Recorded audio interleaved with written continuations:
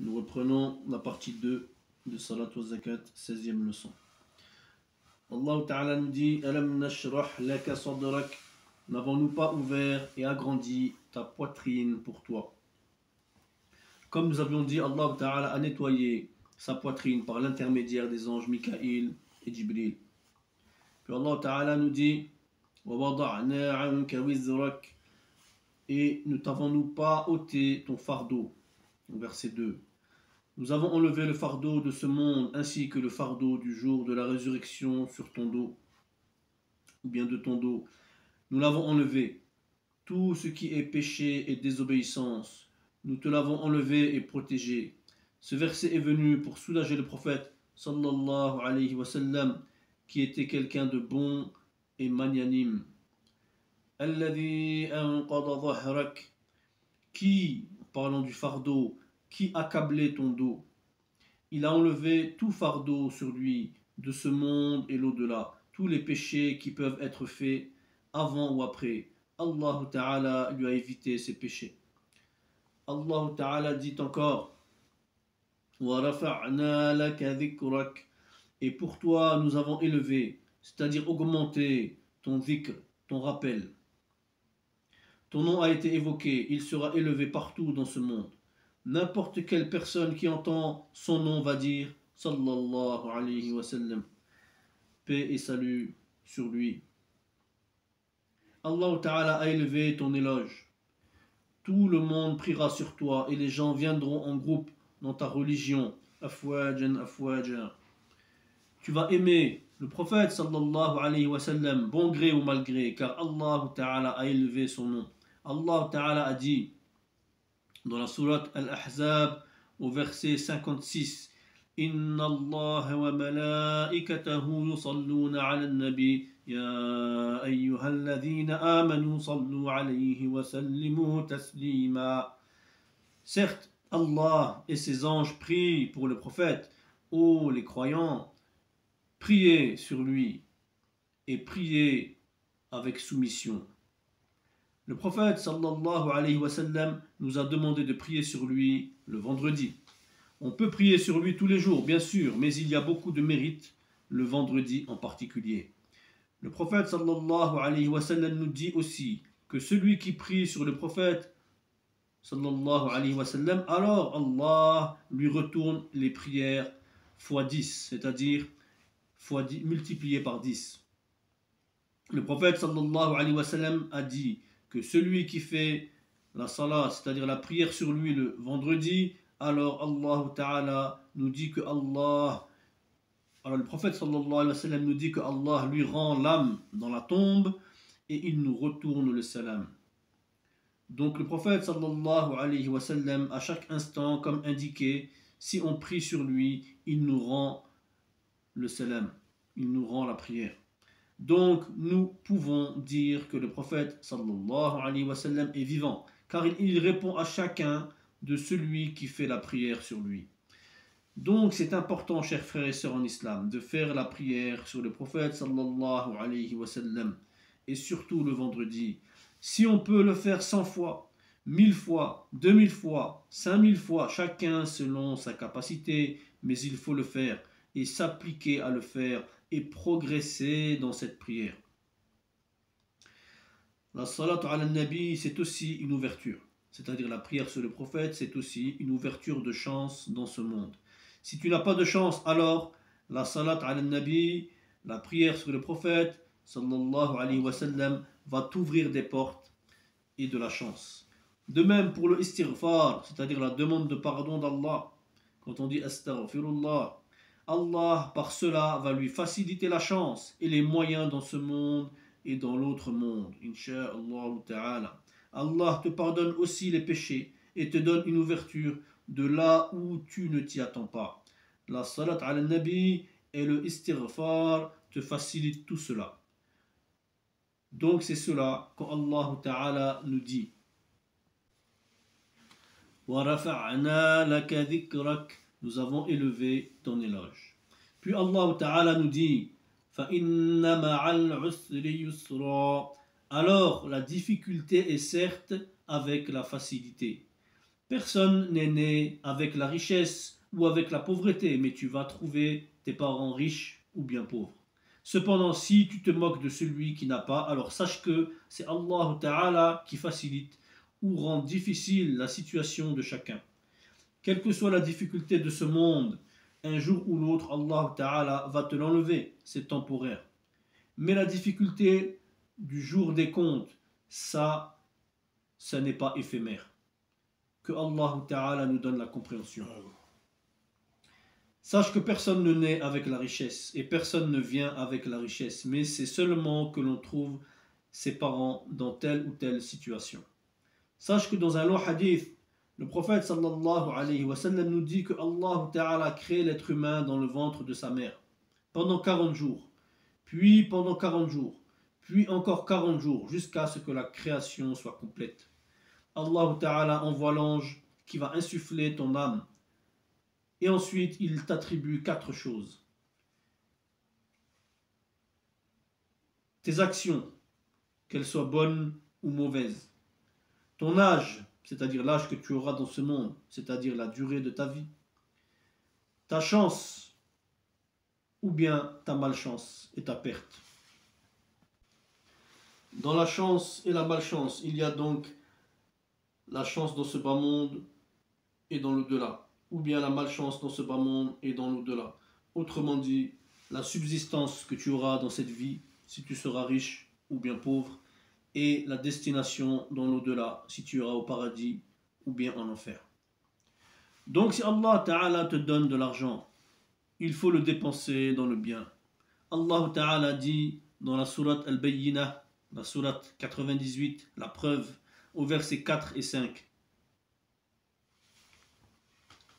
وما تفرق الذين أوتوا الكتاب إلا من بعد ما جاءتهم البينة.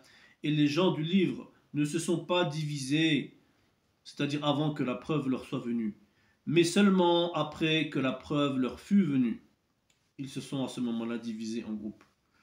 Les juifs et chrétiens n'ont pas divergé jusqu'à la preuve est venue, c'est-à-dire la venue du prophète sallallahu alayhi wa sallam et le Coran, le Coran. Bayyina, ici c'est Rasulullah, c'est lui la preuve, c'est le Coran. Là ils ont divergé sur cela. Donc Allah Ta'ala dit la preuve évidente, c'est-à-dire Rasulullah sallallahu alayhi wa sallam ainsi que le Coran, la parole d'Allah Ta'ala. Donc entre eux ils ne divergeaient pas, mais quand le prophète sallallahu alayhi wa sallam est venu, ils ont divergé entre eux, c'est-à-dire juifs et chrétiens, ainsi que avec le prophète sallallahu alayhi wa sallam. Puis Allah Ta'ala a dit وَمَا أُمِرُوا إِلَّا لِيَعْبُدُوا اللَّهَ مُخْلِصِينَ لَهُ الدِّينَ حُنَفَاءَ وَيُقِيمُوا الصَّلَاةَ وَيُؤْتُوا الزَّكَاةَ وَذَلِكَ دِينُ الْقَيِّمَةِ. Et eux, les hanifs, c'est-à-dire l'islam, les soumis, pour Allah, n'ont été ordonnés pour rien d'autre qu'être des serviteurs, de purifier leur âme dans la religion et d'accomplir la prière et d'acquitter l'aumône. Voici la religion immuable, la religion de la droiture, qui va continuer jusqu'au jour de la résurrection. Ici, le prophète sallallahu alayhi wa sallam leur demande seulement d'adorer Allah Ta'ala, d'être sincère, mukhlisin, dans la religion, d'être humble et obéissant, hunafa, dans la religion. Le prophète sallallahu alayhi wa sallam n'est pas venu avec une nouvelle religion. Les juifs et chrétiens voulaient humilier le prophète sallallahu alayhi wa sallam, mais le prophète sallallahu alayhi wa sallam était grand homme et grand d'esprit. Il ne parlait pas sous l'effet de la passion. Quand les juifs et chrétiens lui ont demandé « Avec quoi es-tu venu ? Qu'est-ce que tu nous as amené ?» Il n'a pas répondu « Je suis venu avec une nouvelle religion ». Mais il a dit « Je suis venu compléter le restant des bons comportements que mes frères ont laissés. » Allahu Akbar. Cela veut dire Adam alayhi salam, Idris alayhi salam, Nuh alayhi salam, Salih alayhi salam, Ibrahim alayhi salam, Moussa alayhi salam, Isa alayhi salam, etc. jusqu'à lui-même, jusqu'au prophète sallallahu alayhi wa sallam. C'est-à-dire qu'il est venu compléter les bons comportements de tous les prophètes qui l'ont précédé jusqu'à Isa alayhi salam et jusqu'à lui-même. Donc parmi les 124 000 prophètes que Allah Ta'ala a envoyés, ce sont tous ses frères. Seulement chacun avait sa loi. La ilaha illallah. Cette kalima, cette parole est perpétuelle. On dit la ilaha illallah, Idris Rasulullah, du temps de ce prophète, et ainsi de suite. On dit la ilaha illallah, Moussa Rasulullah, du temps du prophète Moussa, et jusqu'à la ilaha illallah, Muhammad Rasulullah, de notre temps. Car le prophète sallallahu alayhi wa sallam est le dernier des prophètes qui a été envoyé. Donc tous ont proclamé la parole la ilaha illallah. L'islam était donc une seule religion, mais c'est seulement les lois qui ont changé. Allah Ta'ala nous dit dans le Coran que la religion qui est auprès de lui est l'islam. Celle qu'il reconnaît, c'est l'islam.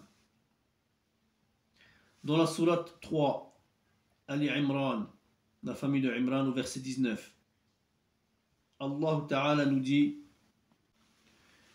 إن الدين عند الله الإسلام وما اختلف الذين أوتوا الكتاب إلا من بعد ما جاءتهم العلم بغيا بينهم ومن يكفر بآيات الله فإن الله سريع الحساب. Certes, la religion acceptée d'Allah, c'est l'islam. Ceux auxquels le livre a été apporté ne se sont disputés par agressivité entre eux qu'après avoir reçu la science. Et quiconque ne croit pas au signe d'Allah, alors Allah est prompt à demander compte. Prenons l'exemple de nos présidents. Sarkozy, Hollande, Macron, en France. Chacun avait ses lois, il y a des changements, mais ce sont toujours les présidents de la France. Prenons le Sénégal, il y a eu Diouf, il y a eu Wade, il y a eu Macky Sall. Les lois changent, mais les présidents sont toujours les présidents du Sénégal, du même pays. Idem pour les présidents successifs de la Côte d'Ivoire et des autres pays. Les prophètes sont tous venus avec la même parole et le même objectif. La kalima tayyiba, la ilaha illallah. C'est la loi qui change avec le prophète qui vient jusqu'à Muhammad Rasulullah sallallahu alayhi wa sallam. Donc comme nous avons dit, le prophète sallallahu alayhi wa sallam a répondu qu'il est venu compléter les bons comportements restants de ses frères. Les Juifs, à ce moment-là, ont baissé leur tête, humiliés devant la parole du prophète sallallahu alayhi wa sallam. Ils ont baissé leur tête. Le prophète sallallahu alayhi wa sallam nous a dit dans un hadith: on m'a ordonné de combattre les gens jusqu'à ce qu'ils témoignent qu'il n'y a pas de divinité autre que Allah Ta'ala et que Muhammad est le messager d'Allah, et qu'ils fassent la prière et qu'ils donnent la zakat. Et s'ils font cela, leur sang est interdit pour moi, leur argent est interdit pour moi, sauf avec le droit de l'islam. Quand Allah Ta'ala dit dans le Coran وَمَا أُمِرُوا إِلَّا لِيَعْبُدُوا اللَّهِ, donc le prophète sallallahu alayhi wa sallam n'a pas ordonné autre chose que d'adorer Allah Ta'ala. De plus, de ne pas faire de différence entre les prophètes qui sont tous des frères, de croire aux anges sans distinction. Tout ceci fait partie des piliers de la foi, arkanul iman. De plus, ils n'ont qu'à être sincères dans l'adoration de Allah Ta'ala. Mukhlisina lahuddin. L'être humain doit être sincère dans l'adoration de Allah Ta'ala et ne pas mélanger de l'ostentation dans l'adoration de Allah Ta'ala. Puis Allah Ta'ala dit Hunafa veut dire comme l'homme et son mouton. Donc le mouton, il doit suivre son propriétaire à tout moment. Tu prends la corde, tu l'attaches, il suit où tu vas, et même sans cela. Wa yuqimus salah. Donc on fait la prière à l'heure, comme demandé. Subh, Dhuhr, Asr à l'heure, Maghrib, Al-Isha, toutes les prières à l'heure comme il a été demandé. Allah Ta'ala avait prescrit 50 prières, mais par l'intermédiaire de Sidna Moussa, du prophète Moussa, alayhi salatu wassalam, cela a été réduit à 5 prières qui auront la récompense de 50 prières. Allahu Akbar. De plus, cette prière doit être faite avec concentration et dévotion. Prendre le temps de prier correctement le recours, c'est-à-dire l'inclinaison, avec sérénité et quiétude.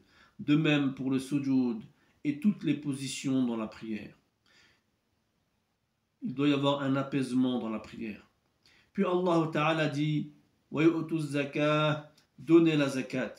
Allah a différencié entre nous et Allah a mis une préférence à ce niveau dans la richesse. Tu peux être pauvre aujourd'hui et riche demain, et inversement. C'est Allah Ta'ala qui sait pourquoi il a donné à celui-là la richesse et à celui-là la pauvreté. Donc celui à qui Allah Ta'ala a donné, il doit donner la zakat. Et Allah Ta'ala dit ainsi وَذَلِكَ دِينُ الْقَيِّمَةِ. Ceci est la religion droite. En adorant Allah Ta'ala l'unique, de croire au prophète, de faire la prière et de donner la zakat, ceci est la religion droite. Chers frères et sœurs en islam, ici s'arrête la 16e leçon de Salat wa Zakat, partie numéro 2, et nous vous donnons rendez-vous prochainement pour la 17e leçon de Salat wa Zakat. C'était votre imam Cheikh Saleh Swalioudi Al-Fawzani, prêché en français par votre frère Sidia. Wa sallallahu ala rasulil karim. Assalamu alaikum wa rahmatullahi ta'ala wa barakatuh.